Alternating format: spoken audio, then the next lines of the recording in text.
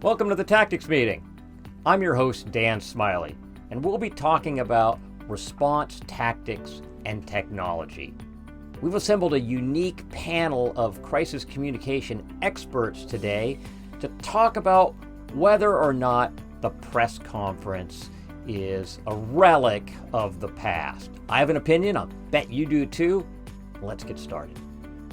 Here on the Tactics Meeting today, we're going to talk about the press conference in relation to emergency communication and ask the question, is this a relic of the 90s, and should we be focusing on other means of communication? And for this, we've established our first really big panel on the show, and I'm going to go around the room and introduce the experts that we have, starting with Suzanne Lagoni, the president of Nexus Northwest and my contracted PIO, the one who's responsible for keeping me out of trouble in the command post. Suzanne, welcome to the program. Thank you. It's a big job, Dan, but I know somebody's got to do it. Somebody's got to do it. I have to have adult supervision. Yes. We have Liz Fuller with us today, the president of Guard Communications in Portland, Oregon. She's going to represent the non-oil spill side of crisis communication. She's going to tell us whether we've been living in a dark hole for a while and need to change our ways. Liz, welcome. Thanks, Dan. Good to be here.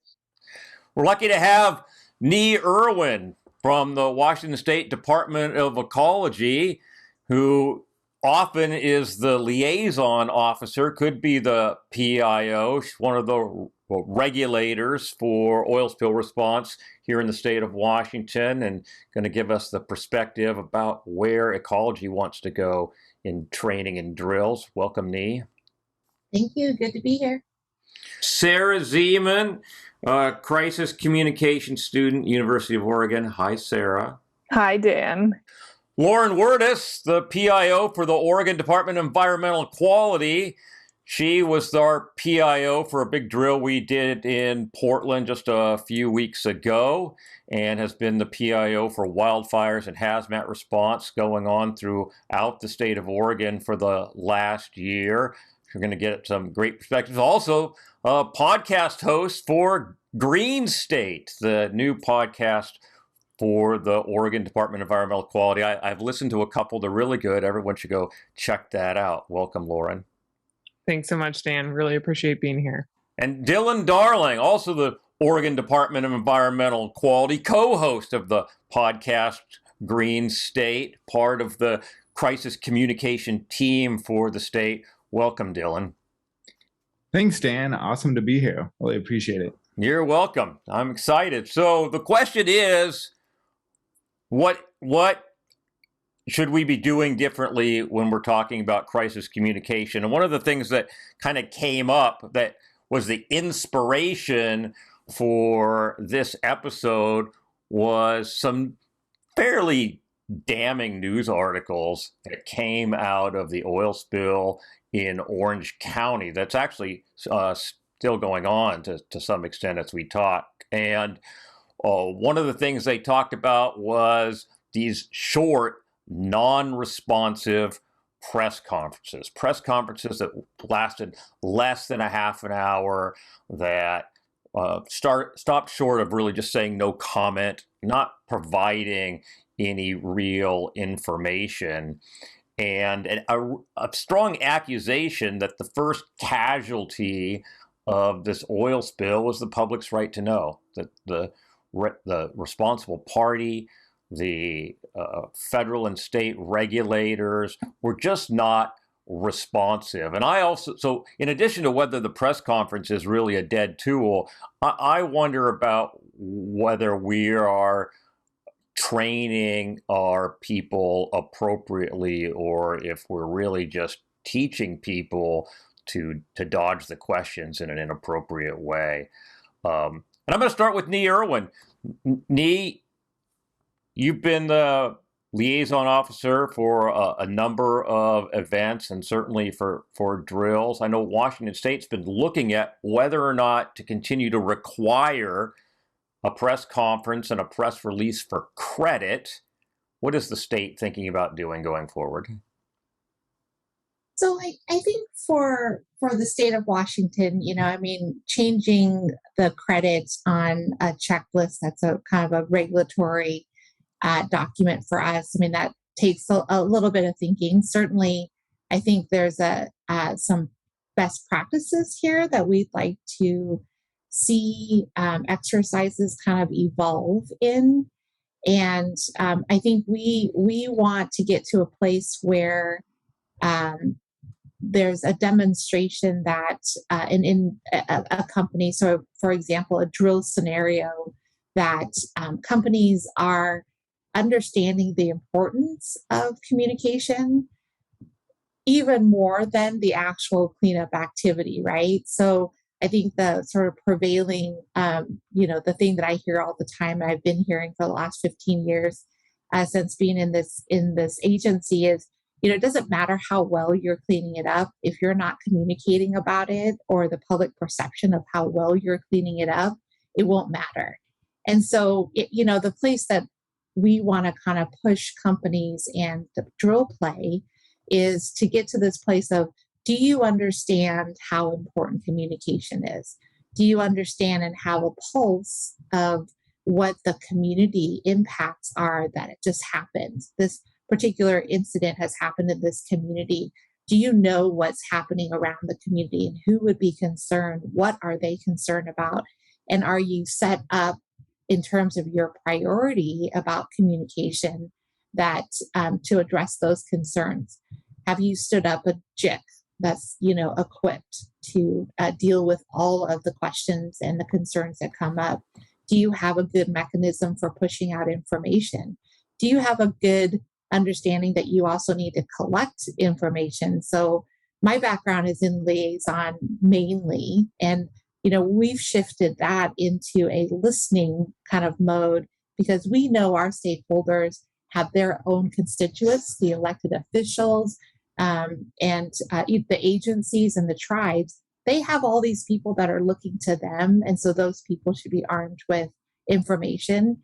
And so getting to that place too, where I think unified command to demonstrate that they really do understand the impact of what's happened, is having that really robust communication system that is both giving information as well as a mechanism for receiving information.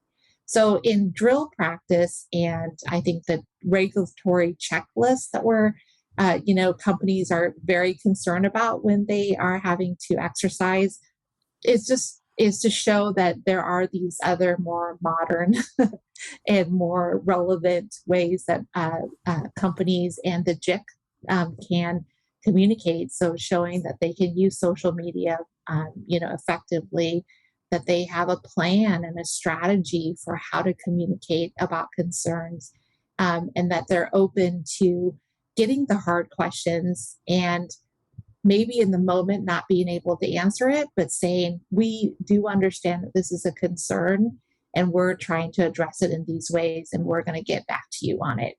So getting into that mode of, rather than shutting things down, but leaving the door open for other communication that can happen, being creative about it.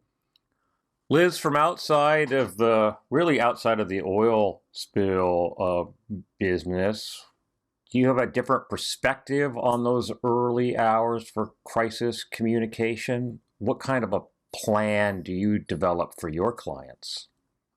Thanks, Dan.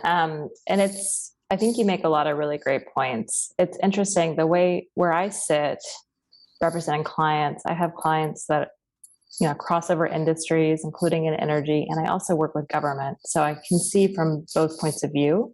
And to me, one thing that I really resonate with is just being creative. It seems to me when you're in a crisis, often in the early hours, you don't know everything. You don't have a lot of information. And yet, especially in a situation like the one we're talking about, you have a duty to communicate with constituents. And so it's almost like what I try to do is tell clients to really ground them in that strategy of, we need to get information out to the general public, to media, to elected officials, to tribes, to other stakeholders that might be around. And yet we won't know everything. And so kind of pushing clients to both be creative in terms of the channels they're using. I think in the drill that we all did, I think we did a pretty good job of, doing a robust modeling on social media, which I think is really important, and web. We have clients for whom that work in the energy space. We have ghost sites ready to go so that in the event of a crisis, we just turn on that website and it's already ready. It doesn't have to be built. We have to put the information in, of course, and figure out what to share. But just getting those assets ready in advance, we think is really important. And then I would guess I would push, and maybe this is more on the structural, the JIC, the Coast Guard, those partners that I don't work within, of course, but get to look at from the outside, to be more comfortable in that uncertainty of, rather than just saying no comment, what can they share? And then how can they pivot? You don't want to get into a position of being out over your skis with sharing information, of course, but I do think we can be a bit more creative at how we share what we know now and how we indicate with timeliness when we'll be able to share more information and when we'll be able to deliver that to the public, and understanding that, acknowledging the frustration and acknowledging the fact that what's happening is really unacceptable, and we're working as hard as we can to clean it up. I think that compassion, perhaps, maybe it's a softer side, which is a bit different to bring to a situation like this, but I do think it plays a role and it's really important. And then I think from a structure standpoint, I can understand why there's a requirement to do a press release and do a press conference. That's great. I think that it should be maybe added to the list to do some social media and do some web, just because the fact of the matter is any good communicator these days has to work with all those channels. And so it makes sense to encourage folks to drill on all of them. Lauren, you've been working with communicating from the state of Oregon's perspective through really what has been unprecedented fire seasons over the last couple of years. What have you learned about communicating during this time? Yeah, that's a great question. So I think that people really want to know that action is being taken, that there are people on it. They'll have a variety of people whom they trust to be on the situation, but I think the more that you can communicate what is being done, the action that is being taken, and your as the responsible agency, your awareness of the situation, I think, is very comforting to people in those moments. And in 2020, I was able to be in both the COVID JIC for the state and the wildfire JIC. So it was a year where I didn't actually work for DEQ that much. But one thing I learned just as a practical tool is that both of those incidents created a dashboard in the long run. There was a need and a desire from people, from the media, kind of all around the board, people wanting to know the data and what was happening and feel like they could understand sort of that, what we would call the common operating picture. But what anyone else would say, just, I want to know what's happening. And so I think that that is a really important aspect here, that when we have these stand-up websites and we have all this information coming in, through the incident command system, we have a lot of forms for which I can rarely remember the numbers. But I think that to create a way for those to roll up in a way that is transparent is really important as a forward-looking way to communicate information, and for people to feel like we are not holding this information closely, that we want them to know about it and be a part of it. So I think that that's one thing I've really taken away from both of those experiences. I would also say that first press release, kind of as Nhi was saying earlier about there is a place to get this information, especially from the media. I still think that press release is incredibly important. I know as COVID and wildfires, as these incidents take off, press will know about it, and they will find who they think is the closest person to the information and call them. And that person's mailbox will become full very, very quickly. And so to the extent that you can give people a number to reach out to, where you can start to log those calls, respond to those calls, build a base of questions that need answering, and start to, work through that list and respond, is really important. However, to the extent that we need to practice an actual press conference on the first day, while I think the press are an incredibly important source of information to a group of people, having that be the foundation of, a pass-fail on a drill, I don't know if that's really the crux. That could be an element if it gets played out, but social media is where, I think it's where the rumors are going to start flying, if there are going to be any, and it's the first place people are going to look. So I agree with Liz too, that in the drill that we worked on together, the way that played out was just a really helpful exercise of that skill. So Dylan, what other venues or channels for communication are we adapting then? We talked about social media. When I think about social media, I think about Twitter and Facebook. Maybe I used to think a little about Parler, but not. I don't think they really exist anymore. My cousins aren't using any of those things. They're 12 and 16. And I don't know what they're using. I should have polled them for this. Maybe Sarah's going to help us out a little bit with what's on the table. What do you think, Dylan? What are you guys using outside of those traditional channels of communication? Yeah, that's a great question. I have yet to set up a Snapchat for a spill. That's probably pretty old. Snapchat's probably even like a decade old now. Little MySpace, maybe? Yeah. I don't know if you can get on Foursquare still, but we joke about it, but recognizing what all those new tools, for now, primarily Twitter and Facebook, they've both been around for a while, but they're so prominent that those are the ones I still put a focus on. LinkedIn is also out there, but it's more, a professional setting, different environment. You might want to put something on there, but I'd emphasize Twitter, Facebook, and then potentially Instagram, which Instagram and Facebook and Meta all just the same tangle. We'll leave that for another podcast, but I'd focus on those two. And I really like this conversation we're having. Just these questions about the press conference, the press release. I've been in this role with the DEQ for about 2 years. And before that, I was in media, in newspapers for almost 20 years. Not to date myself, but, having not that long ago been on the other side, I've definitely seen it where you can tell that the communicators for an incident are just working on the perfect press release or setting up the perfect photo opportunity of a press conference.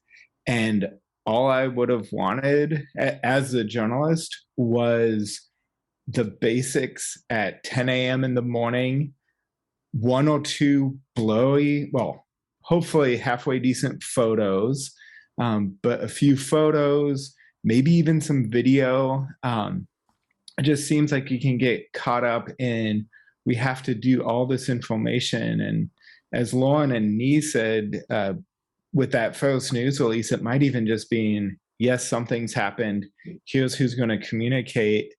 And tying back to social media, I feel like the same thing can happen, that you spend so much time strategizing what to do about social media. And in some of the drills I've been in, it's all this work in doing a social media plan. It's like you need to start posting right away because you want to establish yourself as the authoritative voice about whatever has happened.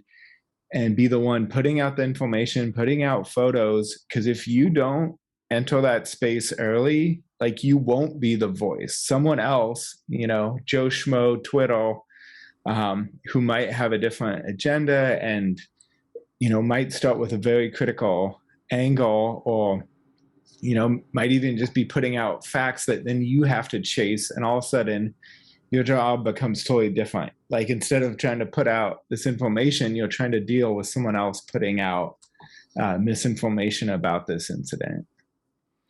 Well, it makes me think about the priority tables that we have for deploying response strategies in the early hours of a response. We don't wait for decisions to be made about where to put out boom. We have pre-identified strategies, and we work those until we get other instructions from the unified command.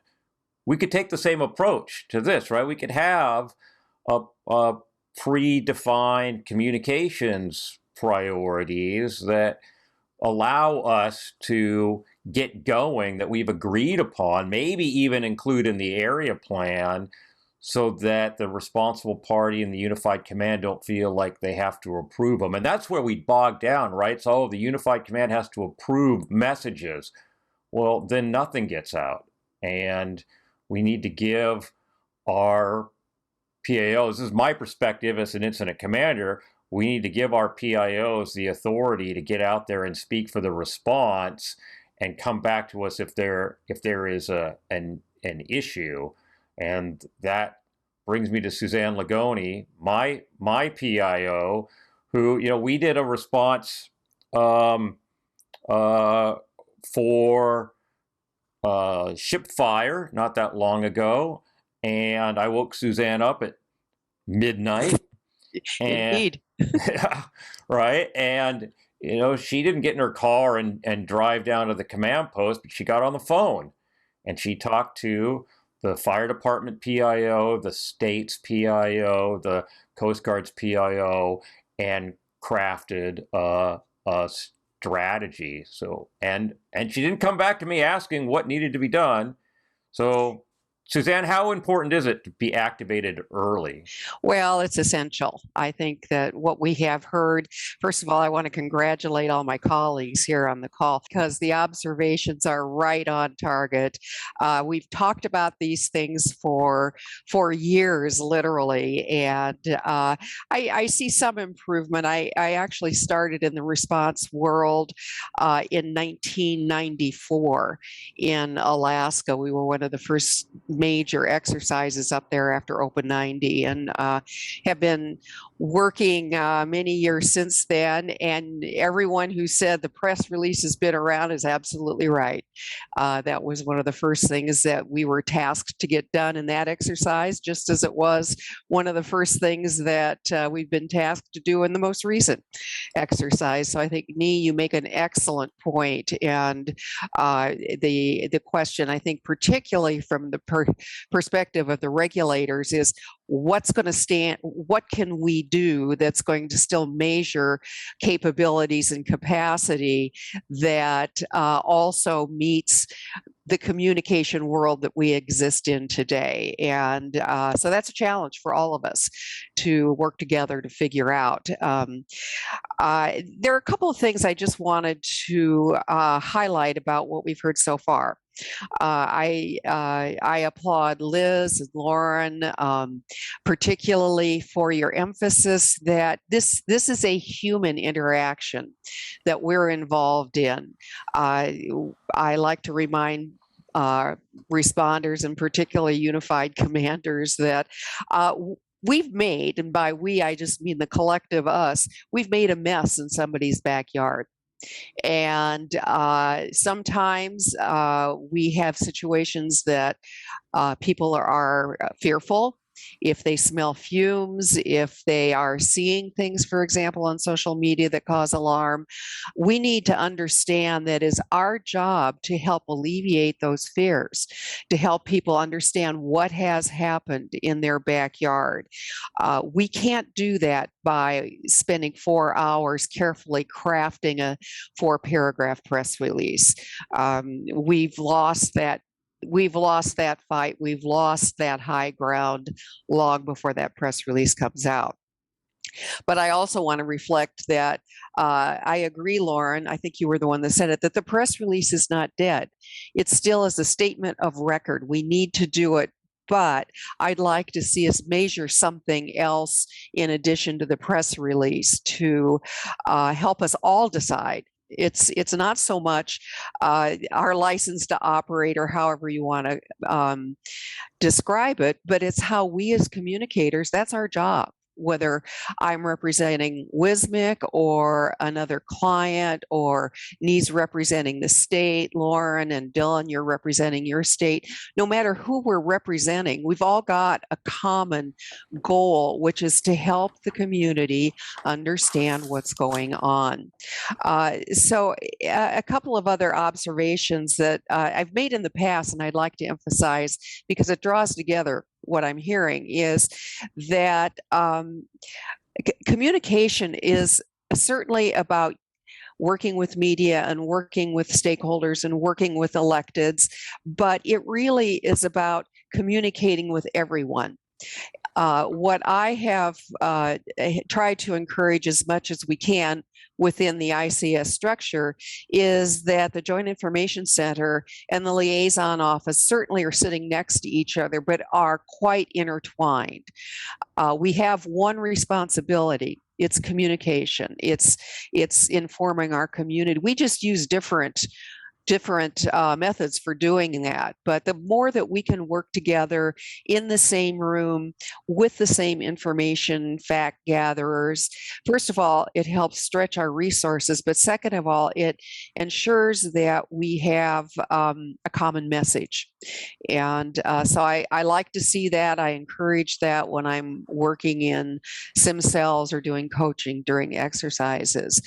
So I think that gives us a little bit more that we can think about as we try to find a better way forward. And I'm happy to hear other ideas. Oh, the one other thing, and then I will shift over to Sara and get her perspective as the generation that's coming up and has to deal with this, is I would love it if someday we could have a communications exercise. Nhi, do you recall we tried to do that years and years ago in those December gatherings that we used to have, and that's the last time I remember that ever being done. But we've got sitting here on these screens some real experts from a variety of backgrounds. Certainly, there are others. The Coast Guard needs to be present in that kind of an exercise, but I would love to see us commit to that, and perhaps there's a company out there that would help with, quite frankly, the finances of doing something like that. So I think that would help us find some answers. I believe the answers are out there. The method is out there. We, as the communicators, are going to have to take the initiative to see that this is done.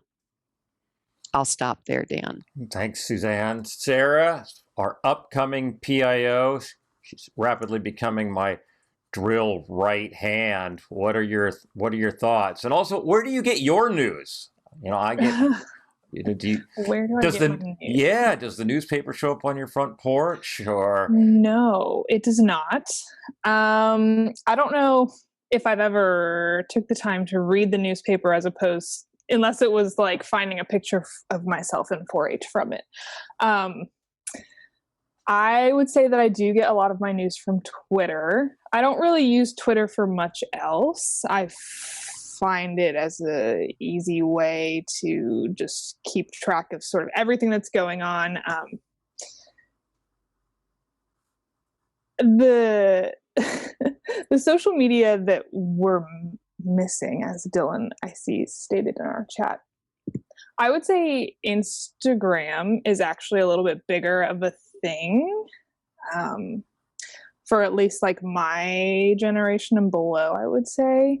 And of course, with the up and coming rise of the TikTok madness, I would say TikTok is definitely very prevalent, but I think that Instagram has adapted to sort of take on some of the TikTok functions without the sort of stigma that TikTok has around it, which is interesting. And that's sort of leading us into this place of even more visual communication, the videos, that sort of world, away from like just watching the news on the TV. It's sort of bringing that back around full circle into this new age of communication for sure. But I definitely agree that the press release is not dead quite yet, at least. At least for the crisis communication world, I would say that it's definitely not as crucial for a lot of other communications anymore, but definitely crisis communication, even if it's just an initial way to gather information and release information, maybe even on those social media platforms, just as like a formality. And also for sure, leading with compassion in response is huge. We're not only representing who we work with, we're representing the people who, like Suzanne said, we're in their backyard, and they need to know, and that's part of what we're doing is helping them know. It seems like younger people are skeptical of government. They're skeptical of corporations. They're skeptical of these messages. So, along with compassion, how do we deliver a message that is believable, that's trusted? Any thoughts on that? You tell the truth. The truth? Oh, wait a minute. Back the card up. The truth? You tell the truth and you tell it first. Yeah. So I would say we are skeptical for sure. I think we've sort of grown up in this world of the digital age, and that has led us to be more skeptical, possibly because we have all of this information all the time, and not all of it's true. So making sure that we're always being honest in what we're saying, even if that is, I don't know right now, but here's what I'm doing to find out, that is super important. And that just builds trust for future relationships on and on and on, so that when we actually do have information to tell, that we're being believed. Yeah. You ran the social media simulation for us during a drill we did last month. How realistic did you think that part of the exercise was compared to the rest of your social media interactions day to day? That's hard to know, because, well, some of the other work that I do doesn't directly work in the crisis world, and that side of communications is completely different than what we do here. But I think in a time of crisis, even things like Reddit, where people are just circulating information, they're like, well, I don't know what's going on, but from what I know and the fumes that I'm smelling, well, here's what I think. And then that just continues to sort of spiral. So I think that it maybe, who knows if it would have been realistic in like what we were saying and just the generation of concerned people, because who knows what people are ready to come up with in a time of crisis. But the fact that people are going to say something and that rumors are going to circulate is definitely applicable.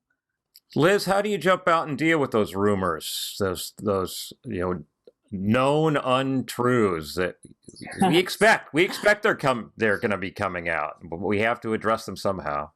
There will always be known untruths, as you pointed out. I think for me, when I'm advising a client, I want to see, what are the known untruths, the rumors, what have you, that need to be addressed right away. what's the right channel to put them out? Again, we look at, is that social, web, press release? I tend to think of the press conference being the most formal of the comms tactics. So you kind of want to use that selectively. And when you have something to say, I think maybe that's part of what the problem is with some of these, that, you don't have a lot to say and then you have a press conference, then everyone feels really deflated because nothing has been stated. So maybe you should have just put it out in a press release instead, right?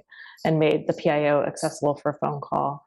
I tend to think that you will never correct every single rumor. And to some extent, you could spend your entire time spiraling downward into this pit of rumor mills next door, which Dylan just put it in the thread, Reddit, Twitter, all of these places are just in never-ending sources of mistruth.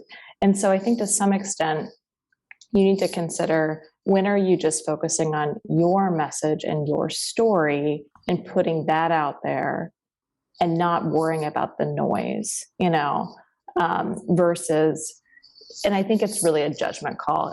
I'm really situational when we do comms, because sometimes you do need to address it and sometimes you need to ignore them and know that you have addressed previously, or the facts are out there. And that's what matters, and looking at which audiences care the most or need to know the most. So you said you have websites, ghost sites that are already set up. Are they already named with URLs, or do you wait until you see what the incident is for a particular company and then jump out and purchase a URL to go along with making the site go live? How does that work? I think you can do it either way, just from a functionality standpoint. The ones we have set up have named URLs that are very general, so they can apply to the company that we work for, no matter where the incident is around the country, let's just say. Because just logistically, if you put up a new site, it takes a few days to populate around the internet, so it's harder to find. That's why it's nice to have one that's maybe hidden from view, but is already out there. Obviously the other option, which I have to say, Lauren, to your COVID experience, the dashboard is amazing. I used it so much in the COVID, and I still check it almost daily, the OHA numbers and all that stuff. It's just been such great communication. So really kudos to the state of Oregon on that front. I think that there's another option, which is just to use an existing website and create a new web page. So it's easier to direct. You don't always need a new site. It's just that sometimes for some of our clients, that's the best option. So again, situational probably depends. In a COVID situation, it was great that OHA and DEQ could use their existing assets, if you will, less to inform of people. So Lauren, how did that dashboard come about? Did you guys set up a separate site for that, or did you roll it into the existing DEQ site? Well, I think, that was really more work of Oregon Health Authority, but one thing I'll say is that it was really born out of what we're talking about, which is like questions from the public and questions from the media about the daily numbers. And they were putting this information out, I'll say, in press releases. There is still, to this day, a daily press release about the number of confirmed COVID cases, number of deaths. And I know that individual publications were trying to keep their own records, but there wasn't a long-term big picture state record anywhere. And I think, rather than having to have that exist in a spreadsheet somewhere or something like that, eventually Oregon Health Authority realized that they were going to be dealing with, this large amount of data over a long time. And, looking forward to the future about vaccinations and different mutations of the virus, that this was really going to be, in parts, a data communication problem. And so I believe they contracted out with a company to help them get that dashboard set up so that they could have the tools in place to just automate that upload. And then it did fit into their existing website. So I thought it was interesting that Liz talked about the press conference being the most formal and being sure that you have something concrete to say when you use that tool. And I hadn't really thought of it as a tool before, but just as a requirement of the regulations, right? So, Nhi, when we talk about restructuring, what about that idea of focusing on the press conference being a more formal thing that we roll out when we have, something positive or something really informative to say, hey, we capped the well, we, whatever. What are your thoughts? I think the place that we sort of go to is also at the time of the crisis, we want to put a face to it. And so the press conference, I think that first initial press conference, and maybe it's in how we talk about the first press conference. So this is an opportunity. We don't know a lot of information, but we want, these faces to be associated with this. The responsible party is the face of the incident. They've taken responsibility for it. The state agencies, we are here to for the interests of the public and all of those issues. So I feel like that first press conference meets that purpose. It's putting the face of the responsible decision makers to the incident, so that there is someone that the public can say they're not hiding. They're not hiding behind something. They're there. They don't know a whole lot, but this is what it is. So I do think that it is valuable in those first early hours to put a face to the incident. But yes, I agree with Liz that it is a tool that in our toolkit of things that we use, when there is something to share, or that you're willing to actually take some hard questions from the press when you know a little bit more. And I think also too, the use of subject matter experts is something that you really should use more.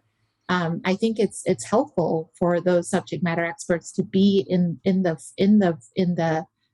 view of the limelight, kind of to answer those questions, because that's where you build that trust, like Sarah's talking about. I'm talking to an actual person who understands this particular issue, and so it gives a little bit more credibility than sort of that talking head idea, right?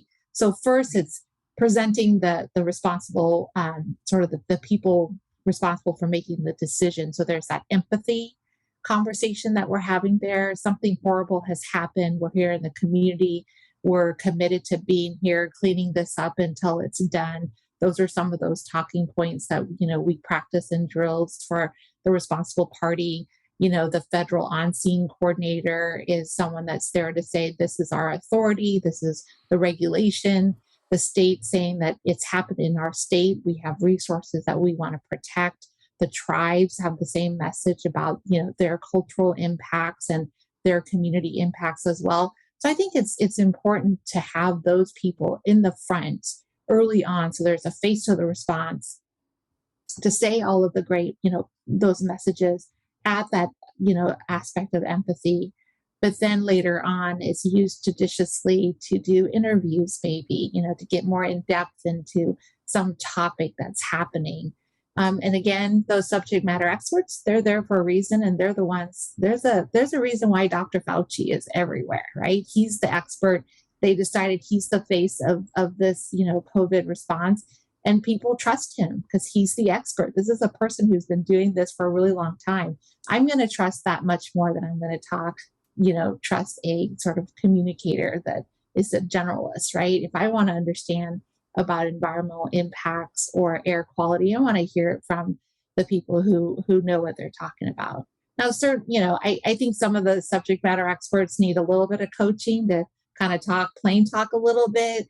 But at the same time, I just think that's what it brings credibility to how we communicate. So I don't want to say that the press conference is completely out, or even the press release, because I agree. But the main focus of them should just be that it needs to be done to set these very clear goals early on. But then it becomes, just again, another kind of tool in our toolkit. Dylan, as a past journalist, what is it that you expect to see when you attend a press conference? What makes it worth your time to drive to a location and sit down as part of an audience and listen to these people talk?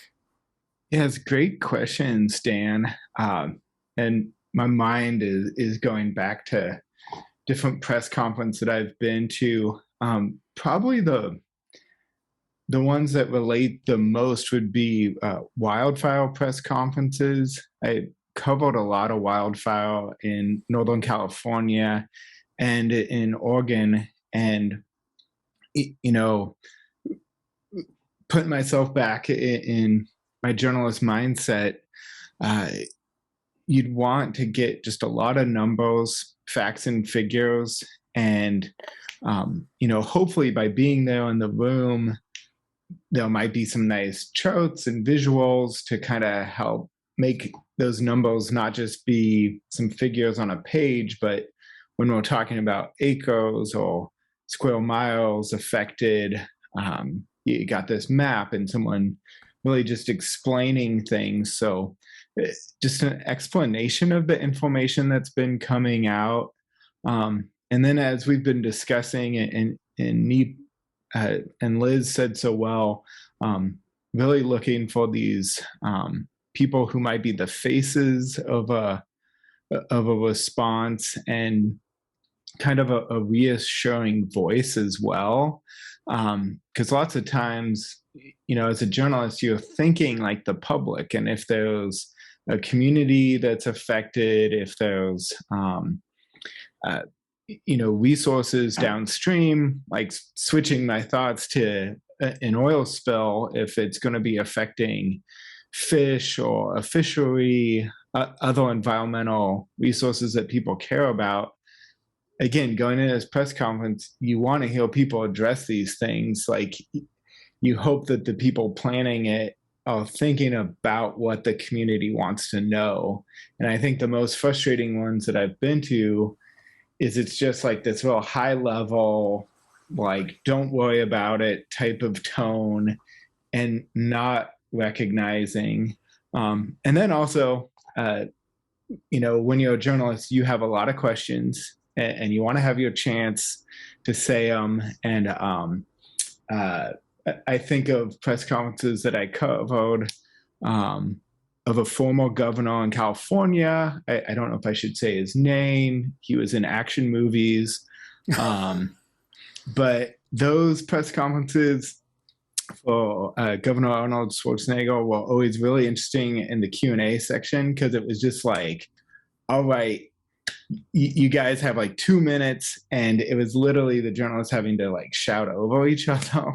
And I don't know, if you can give journalists a chance to feel like they've, it's okay if they don't have time to ask all those questions, but at least the top one or two, just recognizing how important that Q&A section is. Suzanne, how do you prepare these subject matter experts for the press conference? Well, it can be as simple as, describing what a key message is, and helping them form those messages, deliver those messages. As someone else alluded to earlier, try to encourage them not to get lost in the details, and for heaven's sake, avoid jargon. That may be one of the biggest things that kills us when we're trying to communicate what's going on.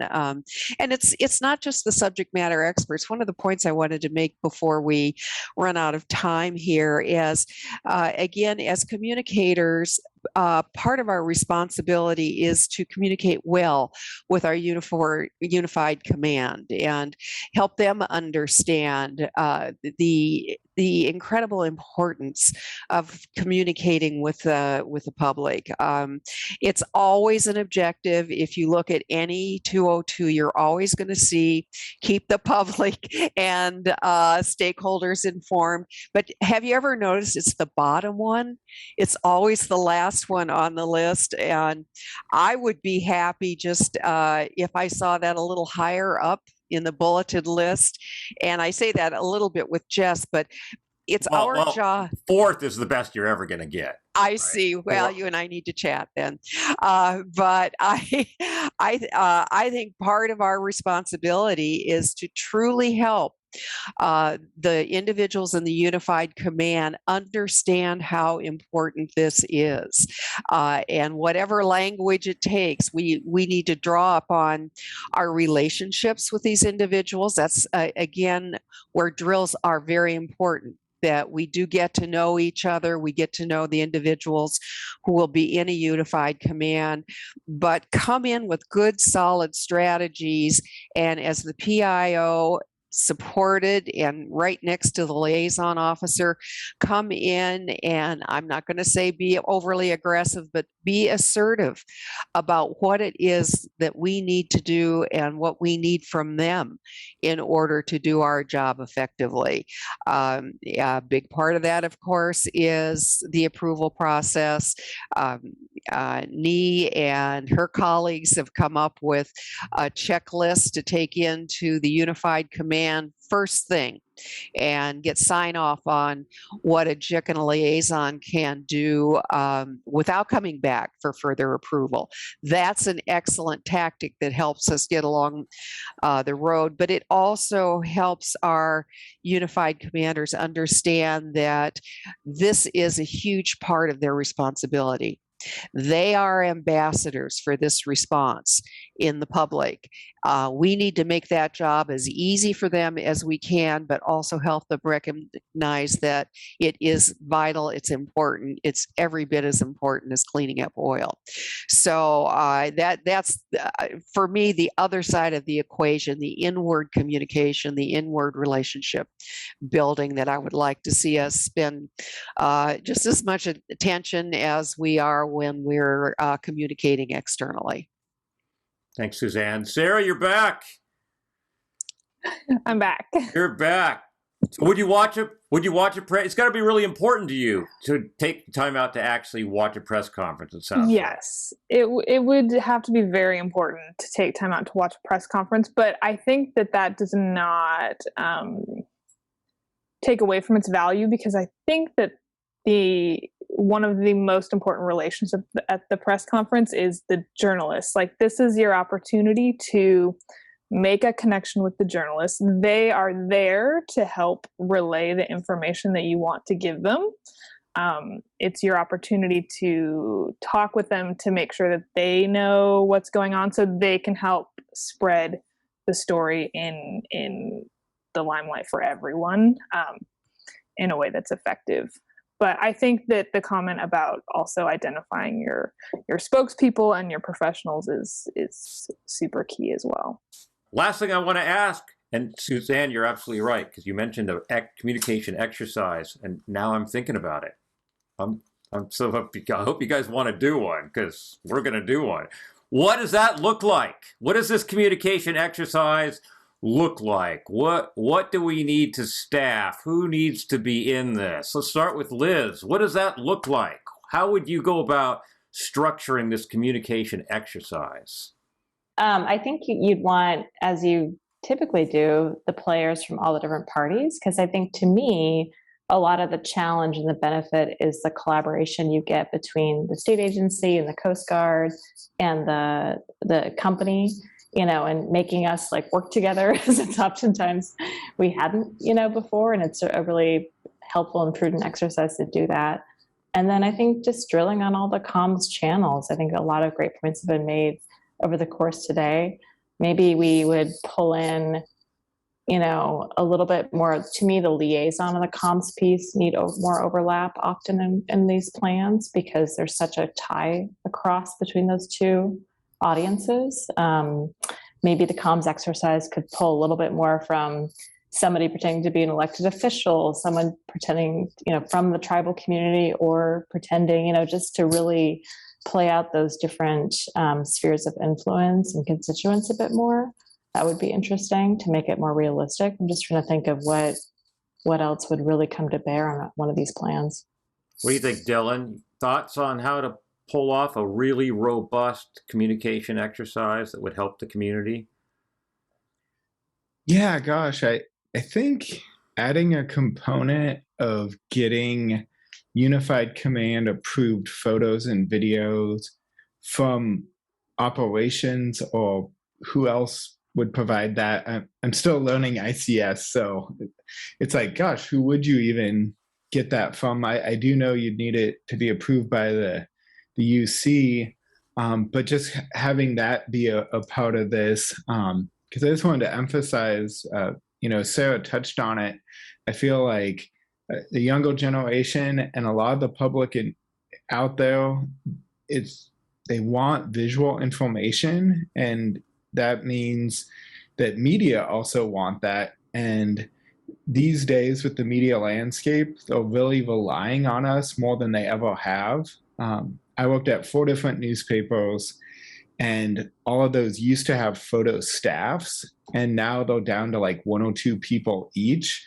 And also, if we're in a remote location, so it's this combination of providing access, if we can, to actual journalists trying to get out there to document things, or there was way more appetite than ever from the media and the public for visuals, in part because how the media puts it out, they have websites, and so the old constraints of a couple minutes on the evening news, or a small page in the newspaper, they can put up galleries and 20-minute video. Like, they can just put up a lot more than they could even like a decade ago. So yeah, if we could add just somehow recognizing that and making it part of the drill. Nhi, you've helped us craft these exercises before, maybe not to this scale, but certainly the communication side of some tabletop exercises. What would you like to see? Yeah, I mean, we've actually have done a workshop, a 2-day workshop for JIC and Liaison early on, years ago, when we were really embarking on a big overhaul of the JIC manual and the Liaison manual as part of the Northwest Area Contingency Plan. I think EPA hosted it for us, and it was really good. I mean, it was the first time we were practicing some new templates and some new initiatives that we wanted to kind of see. So I think it should be in combination of some, information sharing and best practices, like first, either, maybe the first part of the day or something, and then an actual drill scenario. And I would love to see, in addition to everything that everyone else has said, is the actual practice of the conversation that happens when we all come together. So we are all coming together as agencies, responsible party, all these different entities in terms of communications. And we have to come to agreement on how we're going to move forward as a JIC. And in those early hours, how long does it really take to set up a website? Even the decision around having a website, the URL, paying for it, who's supporting it, like actually going through the steps of saying, this is actually how long it would really take. We can sit here and say, yeah, we just turn on a button and it goes out there. It doesn't quite work that fast, but we have to come into agreement about it. I think about a uniqueness of Oregon and Washington. So when it happens on the Columbia River, that is a shared resource.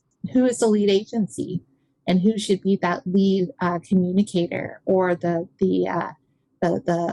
information that it's coming from?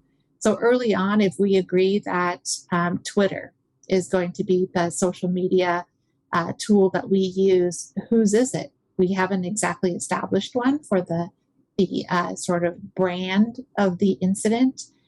So is it Ecology's Twitter account? Is it DEQ's Twitter account? I think the public does not have the acceptance of having it be the responsible party. So, it's one of those things where we want to have a conversation about it. So I would love to see in an exercise, how do we sit down and have that conversation and make the decision in order to go to Unified Command and say, as a JIC, we are recommending this, and we have all come into agreement. We have formed, the best practices, and so there's the exercise we're doing today. There's not enough time to have those conversations, and so I think if we're going to do a communication drill, that's where we want to be. Is let's have those hard conversations, make those decisions, and really practice what it would really take to stand up a robust JIC with all the things that we need: a website, a social media presence, videos, and all of that. Lauren, you were nodding in agreement. You don't think it should be the responsible party's Twitter account? How do you guys go about establishing your social media presence? Yeah, no, I think that usually folks are pretty mad at the responsible party, and that's not who they want to see representing the solution, considering people view them as the problem, though of course they are an integral part of Unified Command, in no small part because they're paying for the response. But I guess in the responses I've been a part of, I think there's been a clear lead agency, but I would say, that's such a great point, Nhi, because when it came to wildfires, that was an important question. It affected a bunch of different areas of the state, a lot of resources. So the Oregon Office of Emergency Management was involved coordinating that response, but fighting fire is Oregon Department of Forestry.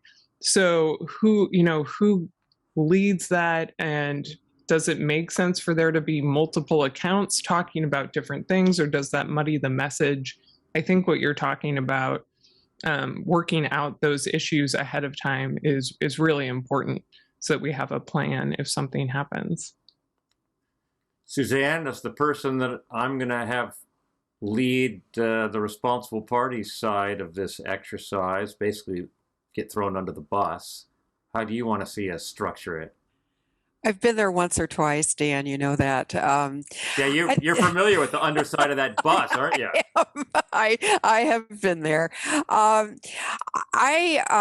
I think most of the clients I work with would be very happy to participate in something like this. Now, I'm not saying that every single operator would think that this was a good idea, but industry is as interested as the agencies in communicating well and making sure, as I said earlier, that this mess is getting cleaned up and that the community is comfortable that it's being cleaned up in a competent, responsible way. So I don't think that it would be a problem to have the right company participate. I always agree with the idea that you want to have an agency person. If it's an oil spill on water, I want to see a blue uniform up there talking, because the Coast Guard is going to be bringing that authority and that gravitas, if you will, to a response. But that's something that I need to help my clients, and Liz, you've probably had this experience also, help them feel comfortable with, that we are not always the best spokesperson. And that is especially true in the opening days of a response. The public, the media, they want to hear those reassuring messages that action is being taken, that the government is overseeing what's going on and keeping an eye on everything that's going on. So I want to stress that I don't think that the companies would be adverse to this. When it comes to, is it a company's website or an agency's website, in oil spill response, we're all pretty much now relying on jetty sites that from their appearance, you can't tell if it is a ConocoPhillips sponsored website or a Department of Ecology sponsored. You've got all the logos on the top, and it's sending the message of a unified command. Now, if there is an issue of who is paying for that site, as I think Lauren mentioned, the responsible party is paying for all of this when the bills all come in. So if it is a Jetty site that is coming up through ConocoPhillips, I'll use their name again, I don't have a problem with that. And I would be interested in Lauren, Nhi, and Dylan if you have any problem with that. But again, these are the issues. And I think getting back to what would make this a valuable, useful exercise, it's a good, strong planning committee looking at these issues, laying them out ahead of time, and then going to the next rung of people and agencies and companies that would have to be involved and say, here's what we've identified. We're all experienced crisis communicators. This is what our experience has told us are the things, excuse me, that are going to cause us pause in the first 24 or 48 hours. Let's get together. Let's start to find answers. Let's work to find policy for measuring the success of communication. And let's just get to work on this, because all of our credibility, whether it's WSMIC or it's a company or it's the agencies or it's the Coast Guard, all of our credibility relies on us doing this well and getting very good at it as younger, smarter people than us, like Sara, are coming up and are looking at communication in a very different way. So we need to help facilitate that and get on board. Let's get it done. Thanks, Suzanne. I think that's a great place to end this. I think we're out of time for today. Thank you all so much for taking the time to come and join us and talk about crisis communication. And we'll be in touch as we set this drill up. And that's all Suzanne's fault once again. Thank you for joining us on the Tactics Meeting. That's all we have time for today. I hope that you enjoyed what our panel had to say. If you have an idea for a topic or you would like to be a guest on the show yourself, you can email me. The address is podcast@thetacticsmeeting.online.